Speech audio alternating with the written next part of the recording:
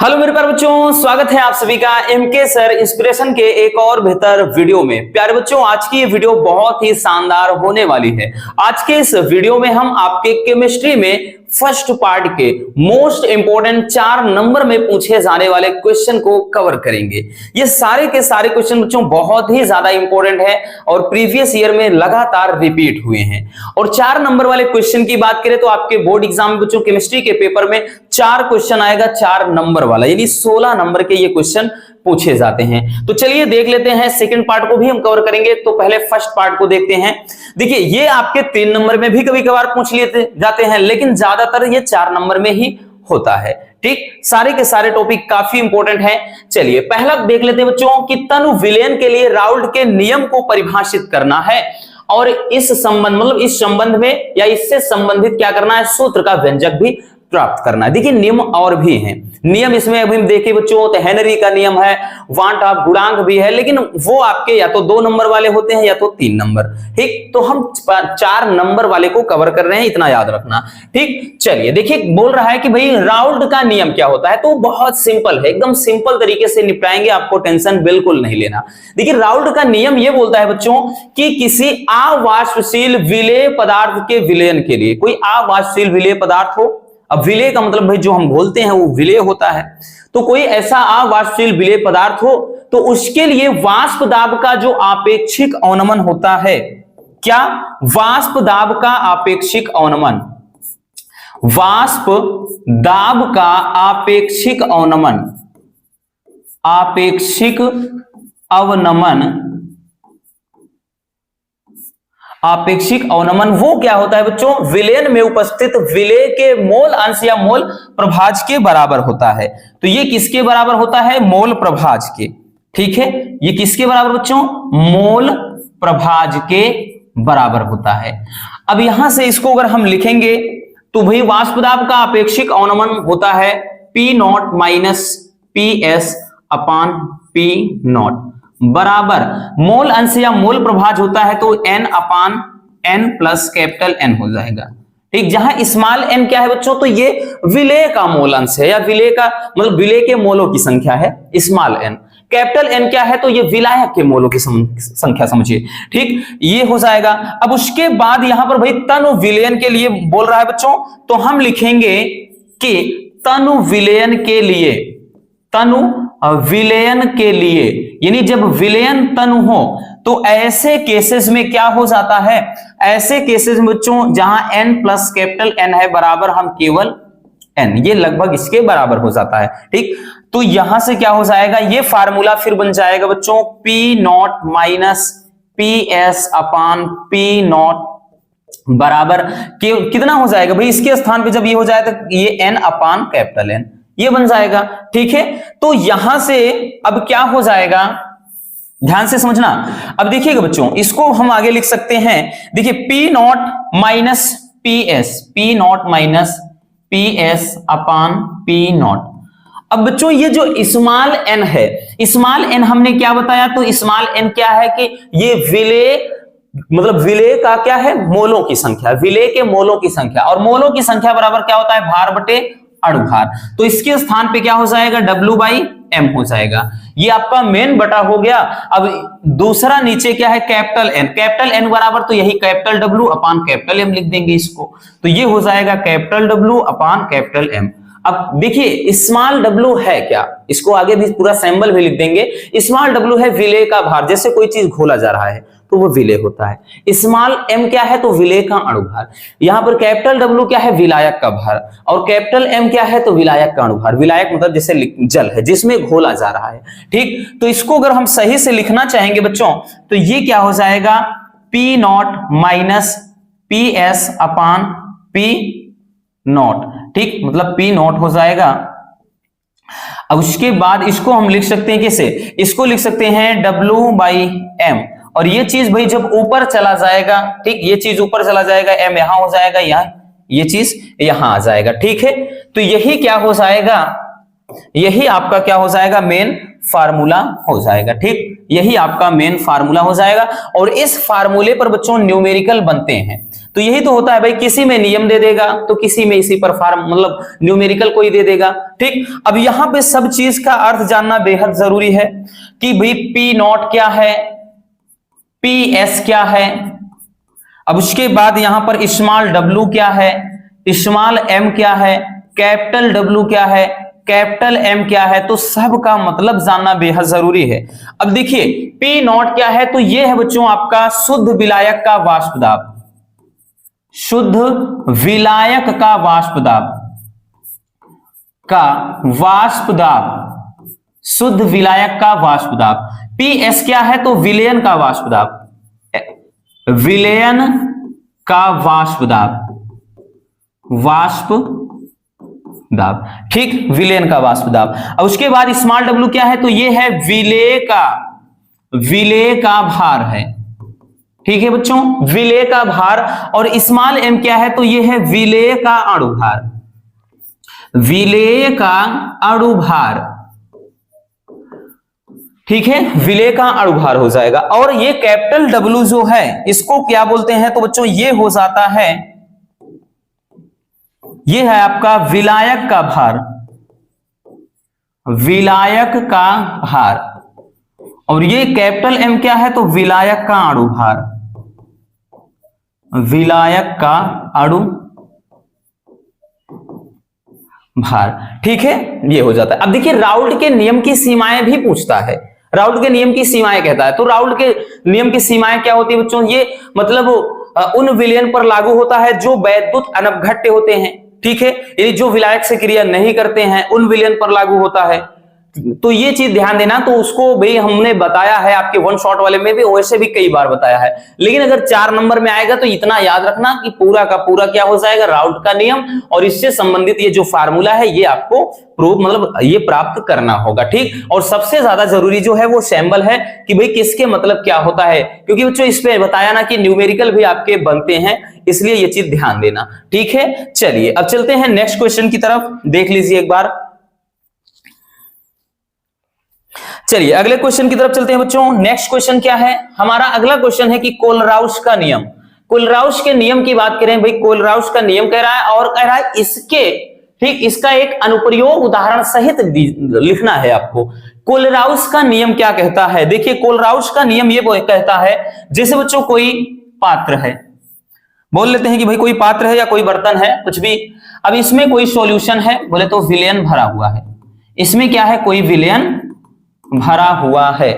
अब हम इसमें करते क्या है, तो भाई हम इसमें बाहर से कोई वैद्युत अपघट्य जैसे NaCl घोल दे रहे हैं। अब जब हम घोलेंगे तो भाई इसमें होगा क्या बच्चों, तो जब घोलने पर भाई इसमें Na+ में टूट जाएगा, क्योंकि जब तक ये ठोस अवस्था में रहेगा तो तब तक ये कुचालक की तरह रहेगा, इसकी चालकता यूं समझिए बिल्कुल खत्म रहेगी, कुछ भी नहीं रहेगा। लेकिन जैसे ही पानी में घोलेंगे तो Na+ में टूट जाएगा और Cl क्या हो जाएगा, माइनस में टूट जाएगा। जैसे भाई H2SO4 को अगर घोला जाएगा तो भाई ये जो H है ये प्लस में हो जाएगा, SO4 जो होगा ये माइनस में हो जाएगा। तो इस तरह से, ठीक है।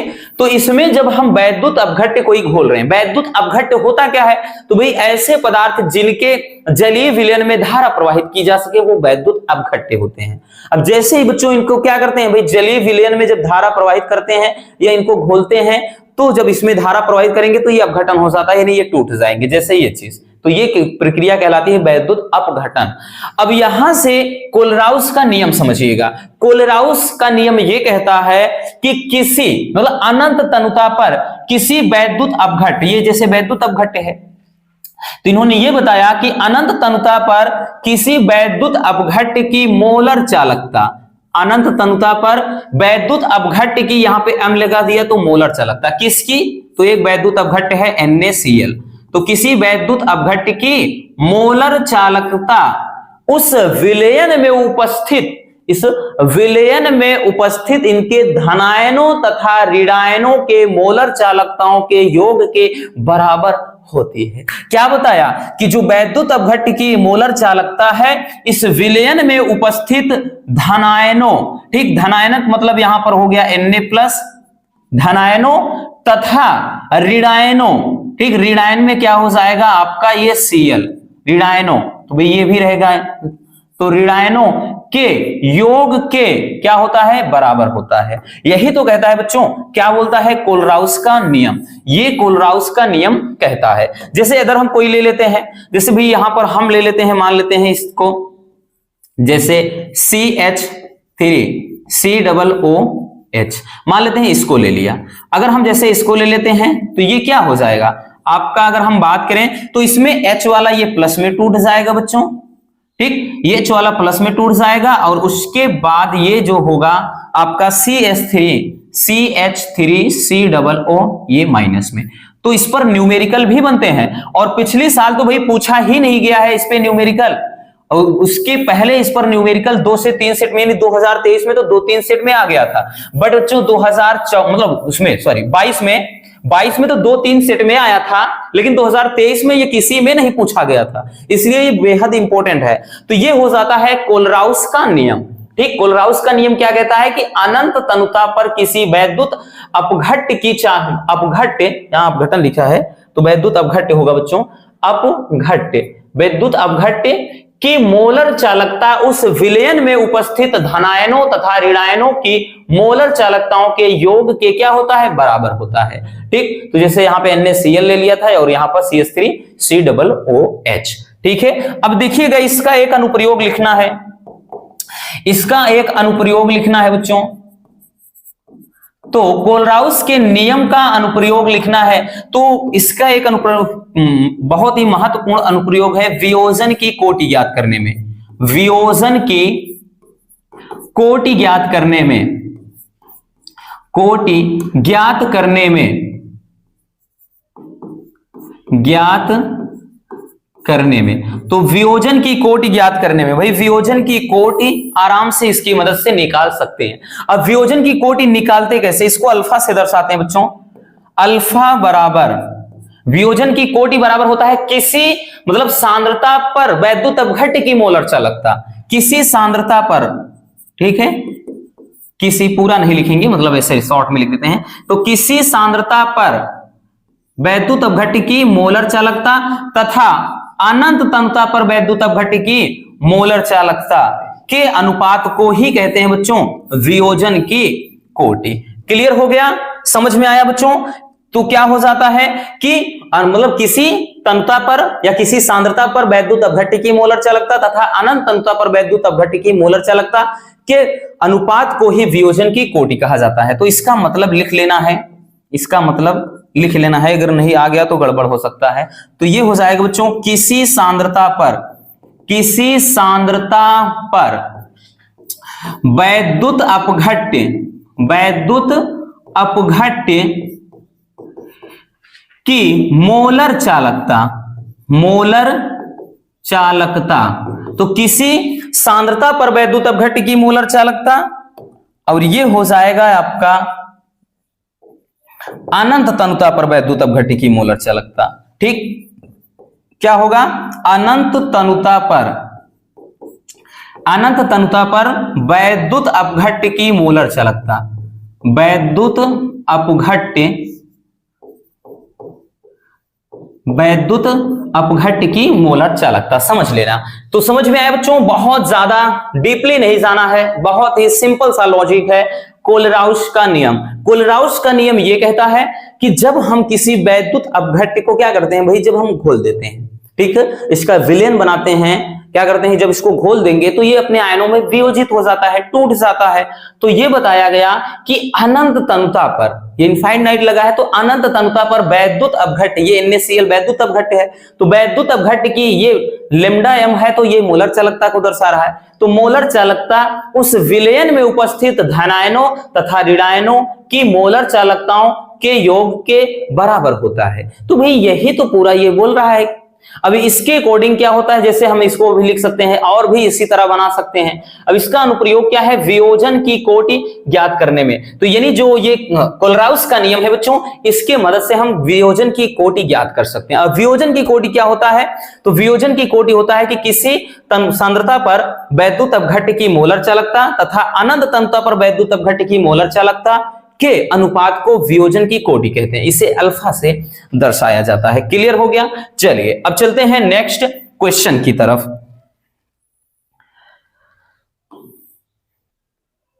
चलिए इस टॉपिक की बात करें बच्चों तो ये आपका बहुत ही ज्यादा इंपॉर्टेंट टॉपिक है, ये मोस्ट इंपॉर्टेंट टॉपिक है और ये अब की बार नया जुड़ा है चैप्टर में। देखिए चैप्टर में टॉपिक नया जुड़ा है, इसके पहले भी था लेकिन बीच में जब चेंजिंग हुआ था सिलेबस में तो हटाया गया था, फिर से आ गया है। सीसा संचायक बैटरी किसे कहते हैं और इसकी कार्य विधि को समझाना है, या फिर कहेगा बच्चों सीसा संचायक सेल होता क्या है। देखिए ये बहुत ही सिंपल सा टॉपिक है, बहुत ज्यादा इसमें उलझना नहीं है, ठीक है। बहुत सारे अगर क्वेश्चन बैंक में देखोगे तो बहुत लेंदी दिया रहेगा, आपको परेशान कर सकता है, बट डोंट वरी, बहुत ही सिंपल तरीके से इसको आज निपटाएंगे। देखिए सीसा संचायक सेल और सीसा संचायक बैटरी, अगर आपके मन में कंफ्यूजन हो कि क्या दोनों अलग हैं, देखिए बच्चों अलग क्या, ये समझिए कि ना के बराबर, दोनों एक हैं। मतलब ये होता है कि जब कई सीसा संचायक सेल को श्रेणी क्रम में जोड़ दिया जाता है तो इससे एक बैटरी जो बनती है वही होती है सीसा संचायक बैटरी। भाई हमें पता है सीसा संचायक बैटरी को अगर हम रिलेट करेंगे अपने दैनिक जीवन से तो हमें इसके बहुत सारे एग्जाम्पल सामने आएंगे। जैसे भाई मोटर कार हो गया कोई चीज, ठीक, कार में हो गया, और ट्रैक्टर हो गया, ट्रक हो गया, बस हो गया, तो सब में बैटरी होती है। वाहन जितने भी होते हैं उनमें बैटरी होती है, जितने भी, उसमें जो बैटरी होती है वही होती है सीसा संचायक बैटरी।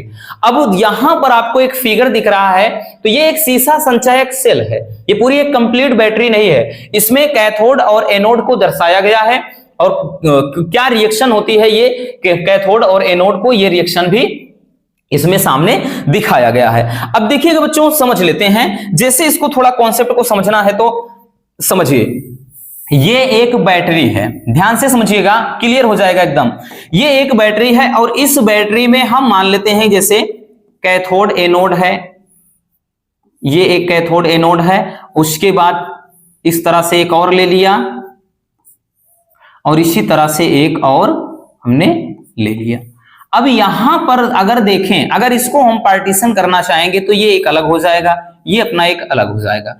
अब यहां पर देखिए बच्चों, तो अगर हम ये वाला सिरा, भाई हमें पता है कि अगर हम इसको कैथोड लेंगे तो ये एनोड, ये प्लस होगा, तो इसमें जो होता है एनोड इसके कैथोड से, ये एनोड इसके कैथोड से, और ये एनोड मतलब ऐसे फिर इधर से निकल जाएगा, मतलब इधर इनपुट आउटपुट ऐसे इस तरह से काम करता है। आपने देखा होगा ना कि बोलते हैं कि भाई इसमें देखिए 1 2 3 क्या है, सेल है, यदि 3 अर्ध सेल हैं यही जब मिलते हैं तो एक बैटरी बनती है। जैसे सुन भाई, ये मान लेते हैं 2 वोल्टेज के हैं तो ये 4 वोल्ट हो गया, ये क्या हो गया 4 वोल्ट हो गया, ये क्या हो गया 4 वोल्ट, तो बोलते हैं ना कि भाई 12 वोल्ट की बैटरी है, 12 वोल्ट की क्या है वो बैटरी है।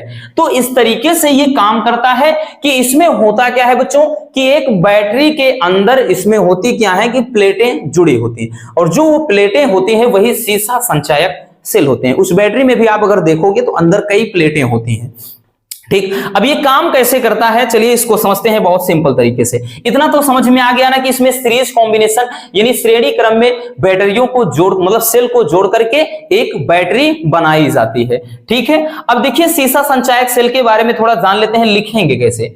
सीसा संचायक सेल होता क्या बच्चों, तो सीसा संचायक सेल का प्रयोग वाहनों, इन्वर्टर, सोलर सेल आदि में किया जाता है, ठीक। और इसमें कई सारे सीसा संचायक सेल को श्रेणी क्रम में जोड़े होते हैं, तो भी आपको दिखाया भी कि किस तरह से इसमें जुड़े होते हैं। और सीसा संचायक सेल में बच्चों जो लेड होता है यानी पीबी, ये एनोड का कार्य करती है, और जो लेड ऑक्साइड होता है बोले तो PbO2, ये क्या है कैथोड के रूप में प्रयुक्त की जाती है। और इसमें भारानुसार यानी लगभग 38% सांद्र सल्फ्यूरिक अम्ल का जो सॉल्यूशन होता है ये विद्युत क्या है अपघट्य का काम करता है, अनपघट्य नहीं बच्चों, विद्युत अपघट्य, ये अपघट्य ध्यान देना, अनपघट्य लिखोगे तो गलत हो जाएगा, विद्युत अपघट्य का मतलब यहां पर आप देख रहे हैं ये जैसे पीबी है, पीबी है तो लेड, तो ये क्या है भाई प्लस चार्ज देख रहे हैं, तो ये किसका काम करेगा एनोड, और एनोड पर कौन सी विक्रिया होती है ऑक्सीकरण, ठीक। और ये दूसरा क्या है तो ये PbO2 है, इसको क्या है ये PbO2 है लेड ऑक्साइड, और ये इस पर माइनस चार्ज है तो ये क्या है इस पर, तो इसको बोलते हैं कैथोड, और इस पर कौन सी विक्रिया होती है तो भाई हमें पता है ऑक्सीकरण, सॉरी अपचयन, तो एनोड पर ऑक्सीकरण और कैथोड पर अपचयन अभिक्रिया होती है। तो इस सेल में, ये पूरा एक सेल है, इसमें जो दो प्लेटें दिख रही हैं, इसमें एक लेड की है, दूसरा लेड ऑक्साइड। ठीक, कहने का मतलब इसमें दो जाली होती है बच्चों, एक में लेड भरा है तो दूसरे में समझिए लेड ऑक्साइड भरा होता है। ठीक, इतना क्लियर हो गया। अब आते हैं कि भाई अभिक्रिया किस प्रकार होती है, क्योंकि इसमें सबसे प्रमुख अभिक्रिया ही होती है। बोल देगा कि सीसा संचायक सेल किसे कहते हैं, इसमें प्रयुक्त अभिक्रिया का रासायनिक समीकरण लिखना। ठीक है, तो ध्यान देना, इसमें सबसे पहले हम एनोड पर लिख लेते हैं कौन सी अभिक्रिया होगी। एनोड पर तो सबसे पहले जान लीजिए बच्चों, पीबी क्या है भाई, पीबी सॉलिड फॉर्म में होता है और हमें पता है कि ये इलेक्ट्रॉन त्याग करके धनायन बनाने की प्रवृत्ति रखता है। ठीक, ये क्या करेगा बच्चों, इलेक्ट्रॉन त्याग करके मतलब धनायन बनाने की प्रवृत्ति रखता है। ठीक, और जहां पर जो H2SO4 इसमें इस्तेमाल होता है वैद्युत अपघट्य के रूप में H2SO4, तो H2SO4 जो होता है, H2SO4 में हमें पता है कि जो इस पर चार्ज होगा 2H+ हो जाएगा, SO4 जो है माइनस, यानी इसके पास तो 2 इलेक्ट्रॉन की अधिकता है, तो यही वाला आकर के इससे क्या करता है, संयोग कर लेता है। तो इसमें क्या हो जाएगा, एनोड में कौन सी अभिक्रिया होगी, तो भाई एनोड में हमने बताया कि पीबी है। पीबी किसके साथ जुड़ा भी क्या बताया बच्चों, तो किसके साथ था, SO4 यानी सल्फेट आयन से। ठीक, सल्फेट आयन से, तो ये रिएक्शन क्या हो जाएगा, तो ये मिलकर PbSO4 बन जाएगा, PbSO4, और यहां पर 2 इलेक्ट्रॉन। ठीक, इतना हो गया। अब ये हो गया एनोड पर, इस प्रकार से अभिक्रिया होती है निरावेशन पर। और दूसरा है कैथोड पर। अब देख लेते हैं भाई कैथोड पर कौन सी अभिक्रिया, तो कैथोड पर कौन सी अभिक्रिया होती है, तो कैथोड पर ध्यान देना भाई, अब कैथोड में PbO2 है, तो PbO2 है बच्चों। ठीक, PbO2 है, ये भी किससे के साथ, SO4, ये चीज। ठीक, अब यहां पर ध्यान देना, ये अपचयन अभिक्रिया हो रही है, तो यहां पर H हो जाएगा और ये साथ में क्या हो जाएगा, इसमें जब अगर हम देखेंगे तो क्या बनेगा, PbSO4 हो जाएगा और प्लस यहां पर H2O, हाँ H2O हो जाएगा। ठीक है, इस तरह से। तो अगर देखेंगे भाई इसमें कभी है तो 2E इधर हो जाएगा। अब देखिएगा, लेकिन संतुलित नहीं है भाई, क्योंकि 4 2 6 ऑक्सीजन दिख रहा है, इधर तो 4 1 ये है, तो ऐसा करते हैं 2 लगा देते हैं, तो 4 2 6 हो गया, लेकिन 2 दूना 4 हाइड्रोजन हो गया, 4 ये हो गया। ठीक, तो ये किस पर, कैथोड पर हो जाती है, ये कैथोड पर अभिक्रिया हो जाती है। अब हम यहां पर लिखेंगे संपूर्ण अभिक्रिया भी लिख सकते हैं, या फिर इतना रहने देते हैं संपूर्ण अभिक्रिया। ठीक, संपूर्ण अभिक्रिया लिखने की जरूरत नहीं है। संपूर्ण में क्या हो जाएगा, ये पीबी इससे जुड़ जाएगा इसके साथ, और इधर तो आपका जो रहेगा, यानी इधर H2O रहेगा, PbSO4, मतलब ये पूरा ऐसे। तो ये एनोड और कैथोड पर ये अभिक्रिया बेहद इंपॉर्टेंट है, अभिक्रिया को रट लेना। ये यहां पर भी आपको दिखाई पड़ रही है, ये देख रहे हैं बच्चों, ये अभिक्रिया जो है ना, वही चीज तो है। ये अभिक्रिया भी, इसको यहां पर एरो नहीं लगा है तो यहां पर एरो लगा देना। ठीक है, तो ये PbSO4 है, 2H2O है। ठीक, ये चीज। तो ये एनोड और कैथोड पर सबसे जो प्रमुख अभिक्रिया है, और इससे भी ज्यादा इंपॉर्टेंट इसका चित्र होता है। कुछ नहीं था कि बस इसमें क्या है, सीसा संचायक सेल कह रहा है कि किसे कहते हैं और उसकी कार्य विधि को समझाना है, तो आपने ये फिगर बता दिया, और इसमें जो अभिक्रिया होती है इस तरह से ये काम करता है। ठीक, इसी तरह से मतलब काम करता है, बस इतना सा लिखना है और कुछ भी ना। ठीक है, चलिए अब देखते हैं नेक्स्ट क्वेश्चन को, स्क्रीनशॉट करना हो कर लीजिए। चलिए अब देखते हैं अगले क्वेश्चन को हम बच्चों। अगला क्वेश्चन देखिएगा, अगला क्वेश्चन है कि शून्य कोटि की अभिक्रिया, शून्य कोटि की अभिक्रिया किसे कहते हैं, और शून्य कोटि की अभिक्रिया के लिए वेग स्थिरांक का व्यंजक प्राप्त करना है। यह भी बहुत ही इंपॉर्टेंट टॉपिक है कि शून्य कोटि की अभिक्रिया किसे कहते हैं। जैसे बच्चों कोई अभिक्रिया है, ए से हम मान लेते हैं कि बी कोई अभिक्रिया है। ठीक, ए से बी, ए अभिकारक है, और जो इधर होता है उसको क्या बोलते हैं, तो उसको बोलते हैं बच्चों अभिकारक। क्या बोलते हैं, अभिकारक बोलते हैं। और इधर जो होता है उसको क्या बोलते हैं, उत्पाद। तो शून्य कोटि की अभिक्रिया किसे कहते हैं, वह अभिक्रिया जिसमें अभिक्रिया की दर या अभिक्रिया का वेग, अभिकारक, अभिकारक क्या है, ए, अभिकारक की सांद्रता, सांद्रता बोल दिया तो कोष्टक लग गया, ये सांद्रता को दर्शाता है।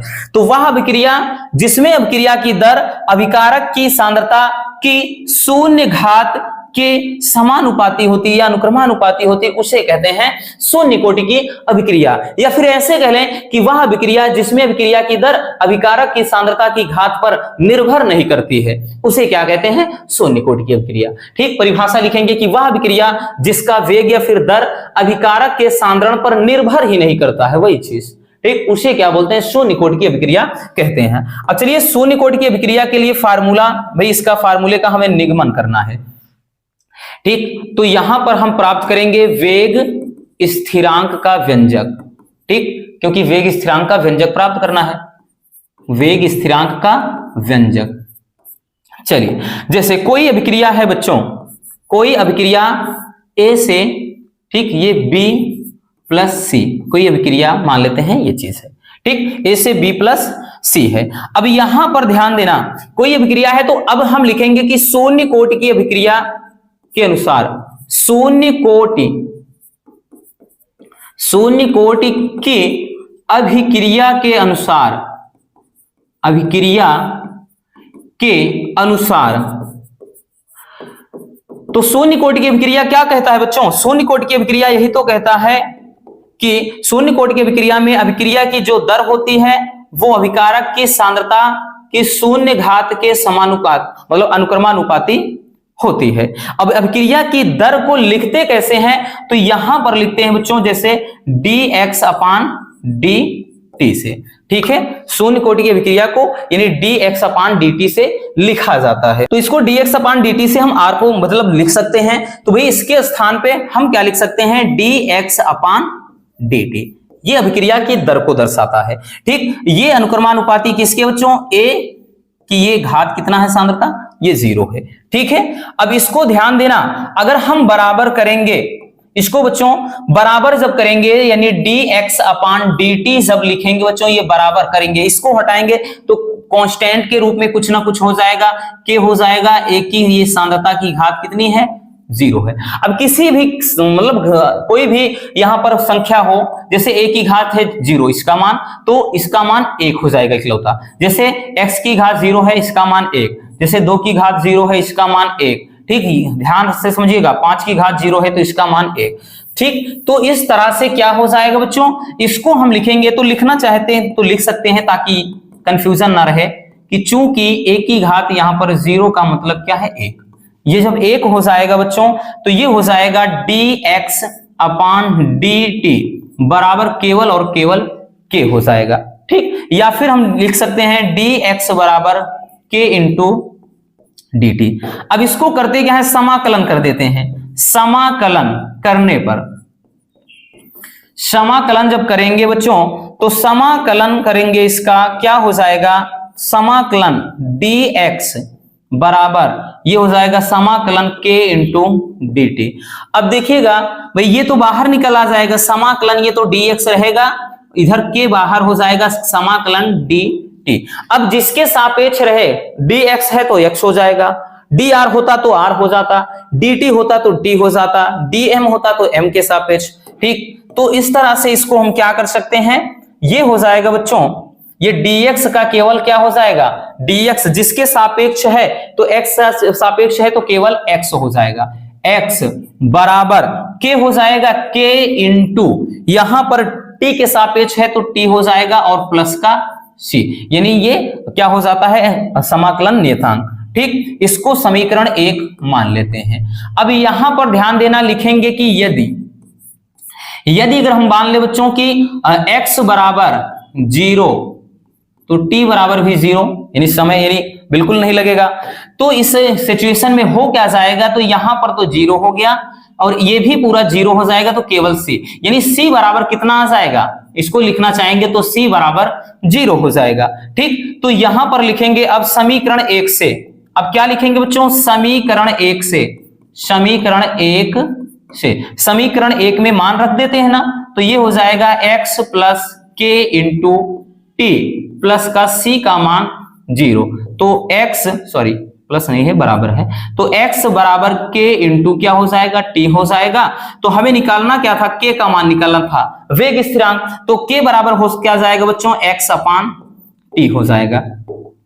ठीक, यही क्या हो जाएगा, शून्य कोटि की अभिक्रिया के लिए वेग स्थिरांक का व्यंजक हो जाएगा। क्या हो जाएगा बच्चों, शून्य कोटि की अभिक्रिया के लिए वेग स्थिरांक का व्यंजक हो जाएगा। ठीक, इस तरह से हम शून्य कोटि की अभिक्रिया के वेग स्थिरांक का व्यंजक बहुत ही सिंपल तरीके से प्राप्त कर सकते हैं। क्लियर बच्चों, चलिए अब चलते हैं नेक्स्ट टॉपिक की तरफ। स्क्रीनशॉट करना हो तो एक बार कर लीजिए ना भाई, जब भी मौका मिले देख लेना। ठीक, चलिए अगले क्वेश्चन की तरफ। अगला जो है इसी में से है कि प्रथम कोटि की अभिक्रिया के लिए वेग स्थिरांक का व्यंजक प्राप्त कीजिए।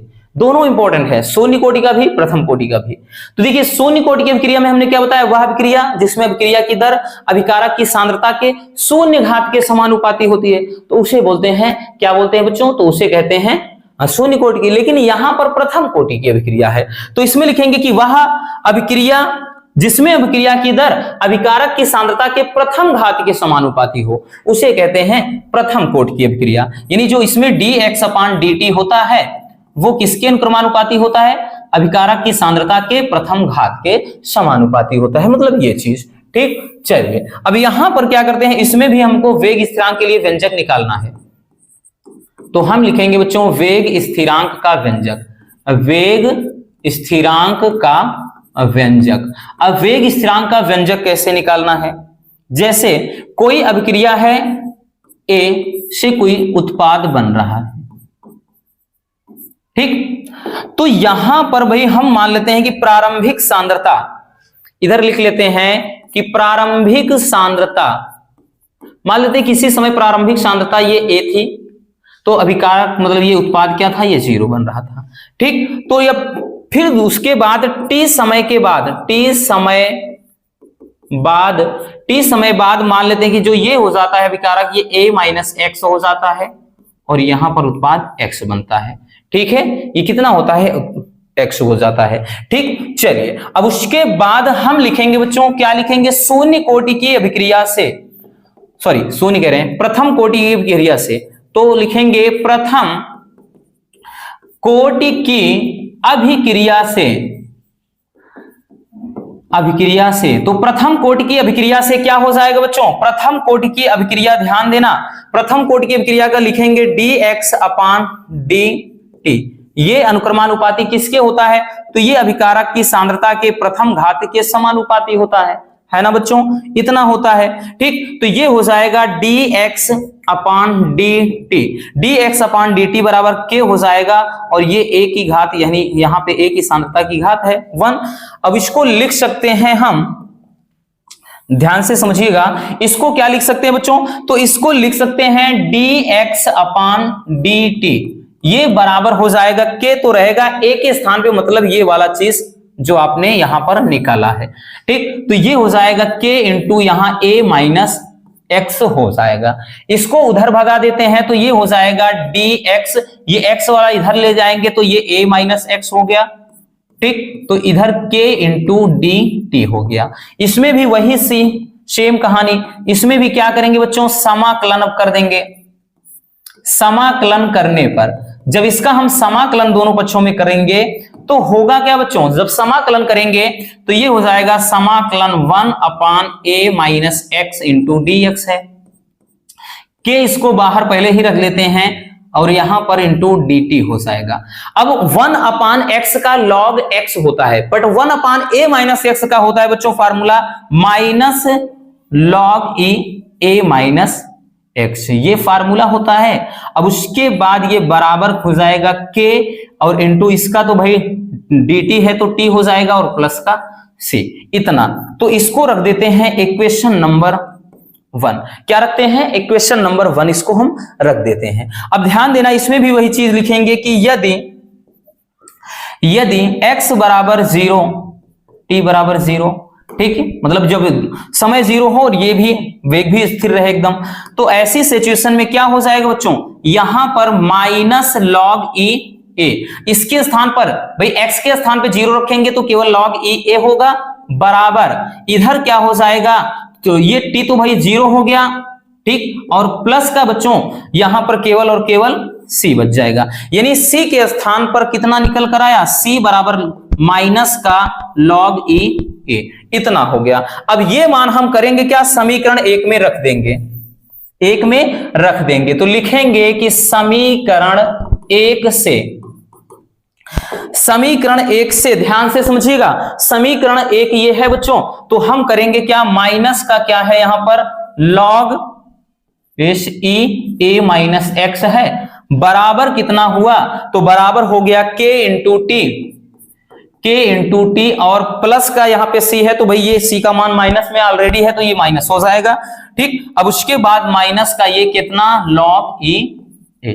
ठीक, यही तो होगा ना, क्योंकि ये c का मान माइनस में है तो ये माइनस पहले ही रहेगा। अब देखिएगा इसको लाते क्या है भाई, इसको क्या करते हैं, इधर ला देंगे। ठीक, यानी इसको लिख देते हैं k इंटू टी बराबर जब लिखेंगे बच्चों, तो ये चीज जब इधर आ जाएगा, ध्यान समझिएगा, ये इधर आएगा तो वैसे भी ये माइनस में है तो प्लस में हो जाएगा, तो ये हो जाएगा log e a हो जाएगा, और माइनस का ये हो जाएगा log e a minus x। अब ये हो जाएगा k इंटू टी बराबर, अब एक चीज ध्यान से समझिएगा बच्चों, ये log m minus log n एक फार्मूला होता है, log m minus log n बराबर क्या होता है, log m माइनस मतलब m अपान n लिख सकते हैं। ठीक है, तो ये लिख सकते हैं बच्चों, कितना हम लिख सकते हैं, log e m minus n यानी a upon a minus x, इतना लिख सकते हैं। या फिर हम k बराबर लिखना चाहें तो 1 अपान टी कितना हो जाएगा, तो ये log a upon a minus x ये हो जाएगा, log e के फॉर्म में है। अगर इसको हम log कितना भाई log बेस 10 के फॉर्म में चेंज करना चाहेंगे तो k बराबर हो जाएगा 2.303 बटे t हो जाएगा, ये हो जाएगा log base 10 a upon a minus x, जब ये log बेस 10, क्योंकि log 10 का ये मान होता है। ठीक, तो यही क्या हो जाएगा बच्चों, वेग स्थिरांक यानी k का व्यंजक हो जाता है। तो बहुत ज्यादा डिफिकल्ट नहीं है, बस थोड़ा सा एक दो बार प्रैक्टिस की जरूरत है और कुछ भी ना है। ठीक है, एक दो बार जब प्रैक्टिस करेंगे बच्चों तो ये चीजें एकदम क्लियर हो जाएंगी। ठीक, चलिए, तो इसको भी स्क्रीनशॉट अगर करना है तो फटाक से कर लीजिए। ठीक, चलिए अब देखते हैं नेक्स्ट क्वेश्चन को। अगला क्वेश्चन क्या है बच्चों, ये क्वेश्चन भी बहुत ही ज्यादा इंपॉर्टेंट है। ठीक, ये क्वेश्चन भी बहुत ज्यादा इंपॉर्टेंट है कि संक्रमण तत्व क्या है और इनके 4 प्रमुख लक्षण लिखना है आपको।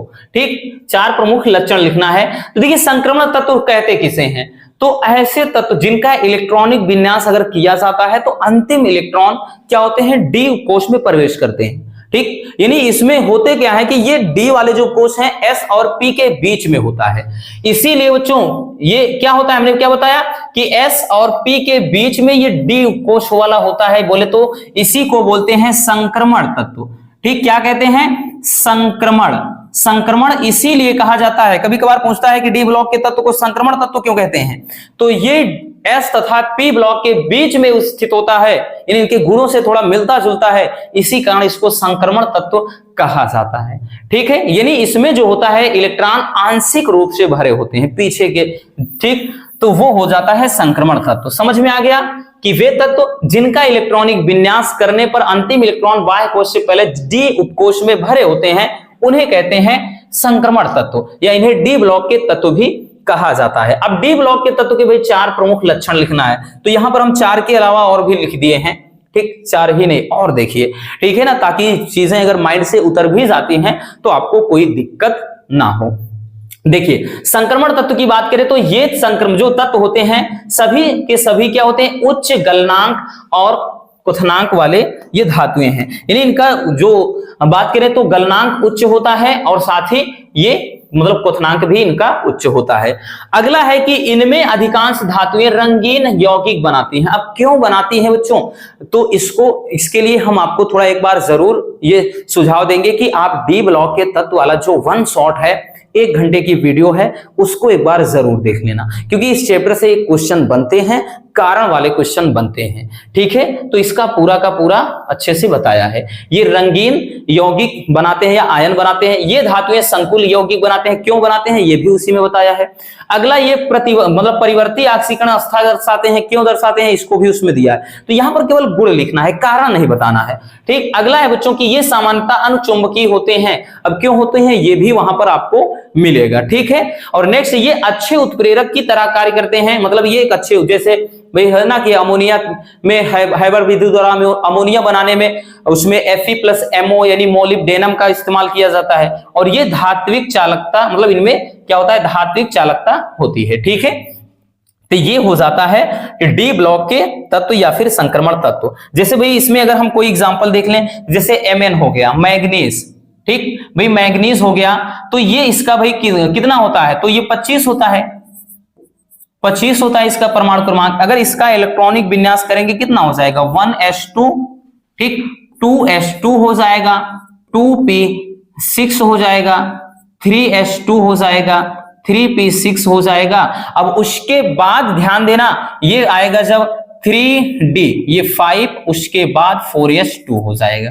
ठीक है, तो ये हो जाएगा आपका ठीक 25 हो जाएगा ना। देखिए 2 2 4 6 10 और 10 2 12, 12 6 18, 2 20 5 25। ठीक, तो ये हो जाएगा मैग्नीज का इलेक्ट्रॉनिक विन्यास। यानी इसमें क्या है, एस से पहले ये डी उपकोष भरा होता है और आंशिक रूप से भरा होता है, पूर्ण नहीं भरा होता है। ठीक, और इसी कारण इनमें ये सारे जो आपको लक्षण दिख रहे हैं ना, इसी कारण ये सब परिवर्तन होता है कि ये इनका जो डी उपकोष होता है वो आंशिक रूप से भरा होता है, यानी पूर्ण रूप से फिल नहीं होता है। ठीक है, तो ये हो जाता है संक्रमण तत्व और इनके लक्षण। ठीक, तो बस आज के इस वीडियो में इतना ही, बाकी के और भी टॉपिक हैं उनको हम पूरा का पूरा कवर करेंगे। जो आपका उपसा संयोजक यौगिक वाला चैप्टर है उससे लेकर के एकदम लास्ट तक के जो अन्य और 4 नंबर वाले हैं उनको भी देख लेंगे। ठीक है, मिलते हैं किसी और शानदार वीडियो के साथ। अगर वीडियो पसंद आई हो तो प्यार से एक लाइक जरूर कर देना बच्चों। Love you, bye bye, take care. और हाँ, एक प्यारा सा कमेंट जरूर कर देना।